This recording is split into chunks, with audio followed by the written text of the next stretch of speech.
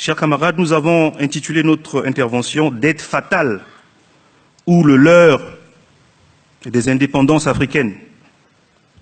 Pour comprendre la problématique de la dette fatale qui assaille l'Afrique, il convient de revenir à ses origines et aux raisons qui ont conduit à son développement. Après avoir démontré que la dette africaine est une reconquête savamment orchestrée du néocolonialisme, il sera aisé à tout un chacun de la caractériser d'odieuse et d'illégitime. Par conséquent, son annulation n'est pas une sollicitation de la générosité des créanciers, mais une réparation et une justice rendue au peuple trahi. En effet, au tournant des indépendances africaines, dans les années 1960, les anciennes puissances coloniales sont confrontées à deux défis. Empêcher par tous les moyens la montée au pouvoir dans les anciennes colonies des régimes nationalistes et panafricanistes, et confrontés à la guerre froide, et aidés en cela par les États-Unis, empêcher l'URSS à avoir des alliés en Afrique, donc d'accéder aux minerais, ce qui était jusque-là l'exclusivité occidentale. Globalement, l'Occident a réussi à écarter les nationalistes par des assassinats. C'est le cas de Patrice Lumumba au Congo en 1961, soit par des massacres à grande échelle, c'est le cas des leaders de l'UPC, Union des populations de Cameroun, soit par divers artifices en jetant les opposants en prison ou en exil, c'est le cas d'Abel Goumba en Centrafrique en 1964, après l'accident mystérieux en mars 1959 de Barthélemy Boganda. Dans les quelques pays où les régimes s'allient à l'URSS, l'Occident garde malgré tout une présence et profite de la moindre occasion pour renverser les pouvoirs afin d'installer les régimes qui lui sont favorables et serviles. Par exemple, le renversement et l'assassinat de Thomas Sankara illustrent parfaitement ce dernier cas. L'Occident mettra tout en œuvre pour garder la main mise sur les anciennes colonies. L'une des armes qu'il va utiliser est la dette. Prétextant dans les discours officiels de reproduire le succès du plan Marshall à l'Afrique, alors qu'en réalité, la raison essentielle est de maintenir une emprise géopolitique stratégique et avoir un accès aux minerais comme à l'époque coloniale. Ainsi, l'adage suivant a été parfaitement appliqué. Celui qui contrôle les finances d'une nation n'a pas besoin du contrôle total sur la gestion politique intérieure pour être le vrai patron, en tirant les ficelles en coulisses. Au moins 3 phénomènes historiques ont permis à l'Occident de disposer des moyens financiers colossaux pour réaliser sa mainmise sur l'Afrique. En premier lieu, au moment des indépendances africaines en 1960, les banques privées occidentales regorgent d'immenses euro-dollars, issus des prêts de dollars faits par les États-Unis aux Européens dans les années 1950, destinés au plan Marshall dans le cadre de la reconstruction d'après-guerre. Pour éviter le retour massif de ces euro-dollars aux États-Unis, à cause non seulement de la forte inflation que cela allait provoquer dans l'économie américaine, mais aussi du risque d'assèchement de l'or dans les coffres-forts américains, comme le stipulaient les accords en vigueur, c'est-à-dire d'échanger les remboursements contre de l'or.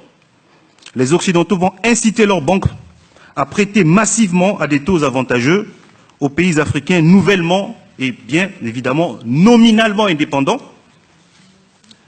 Naturellement, les régimes africains dans l'Occident a pris soin de s'assurer l'allégeance, vont se montrer intéressés et surtout à des fins personnelles par un tel déferlement de capitaux.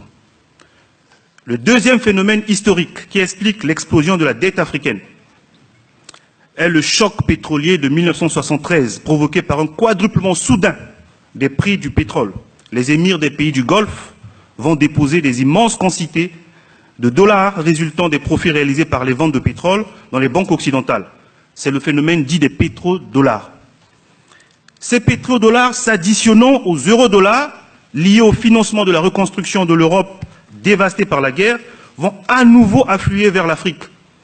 Ainsi, en 20 ans, de 1960 en 1980, la part privée de la dette du tiers-monde va exploser, quasiment de zéro au début des années 60, Elle atteint 2,5 milliards de dollars en 1970, puis 38 milliards de dollars en 1980.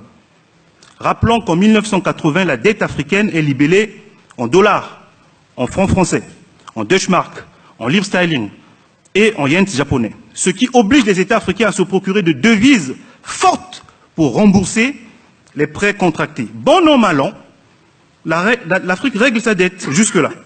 Cependant, sous l'effet conjugué de la chute des cours des matières premières et de la hausse brutale des taux d'intérêt du dollar et de la livre sterling, avec l'arrivée de Reagan et Thatcher, dans les années 80, l'Afrique, comme l'ensemble du tiers-monde, endetté, se trouve incapable désormais de rembourser. Ainsi est née la crise de la dette, avec l'entrée en scène des thérapies de choc et de la médecine de cheval, de la paire FMI Banque mondiale, Club de Paris, Club de Londres et consorts.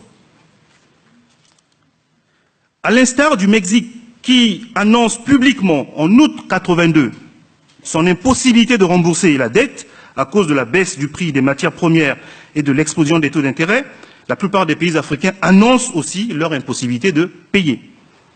Cette crise débouche sur un étranglement d'autant que les banques occidentales refusent d'accorder des nouveaux prêts tant que les anciens ne sont pas remboursés. Le monde allait droit vers un défaut de paiement massif et historique en cascade, au début des années 80. Afin d'éviter les faillites des banques occidentales successives qui allaient s'en suivre, le FMI, la Banque mondiale et les pays industrialisés accordent de nouveaux prêts pour permettre aux banques privées d'éviter les faillites. C'est l'effet boule de neige qui consiste à contracter de nouveaux prêts pour rembourser les emprunts anciens. Mais les nouveaux prêts sont conditionnés par l'adoption des PAS, plans d'ajustement structurel, allant jusqu'à la perte de la souveraineté économique pour certains pays.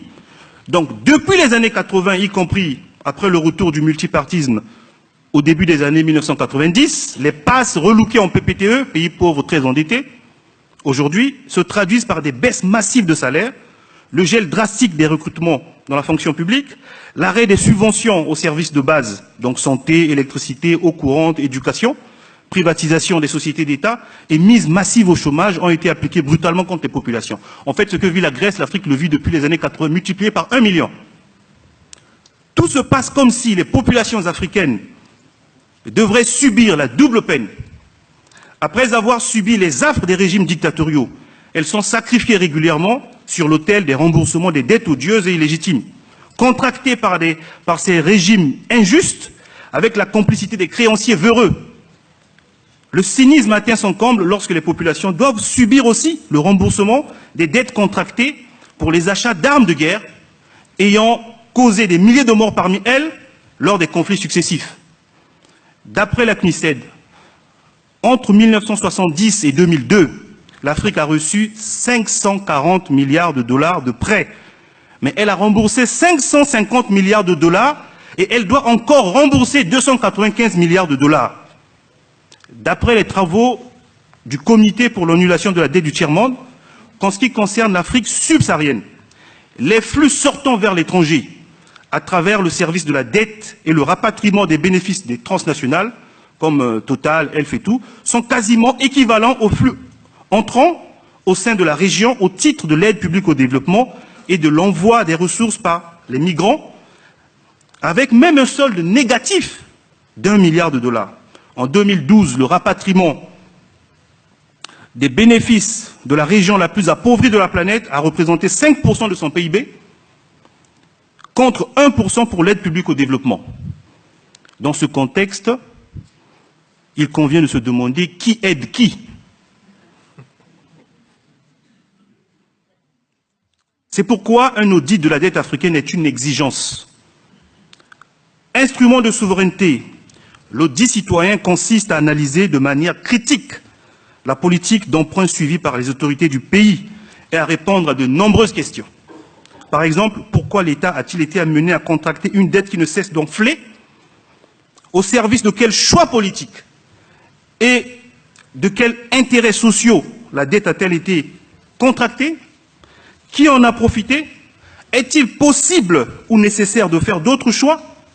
Combien d'intérêts ont été payés? À quel taux? Quelle part du principal a déjà été remboursée? Comment des dettes privées sont-elles devenues des dettes publiques? Les menaces de la mise au ban de la communauté internationale ne sont qu'une façon de décourager les États à franchir le pas. Car contrairement aux idées reçues, les travaux récents des deux économistes Carmen Renat et Kenneth Rogoff ont dénombré 169 défauts de paiement qui ont duré en moyenne 3 ans entre 1946 et 2008. Aucun pays n'est mort. Mais en tant qu'organisation politique, notre organisation, la Ligue panafricaine Umoja, est consciente que la question de la dette africaine est une question éminemment politique. Il ne suffit pas de vouloir ou de réclamer l'audit de la dette, encore faudrait-il créer le rapport de force favorable pour engager les États africains dans cette voie. C'est pourquoi, face aux créanciers rassemblés sous la bannière du FMI de la Banque mondiale, un front uni contre la dette est aussi un objectif panafricaniste. Je vous remercie.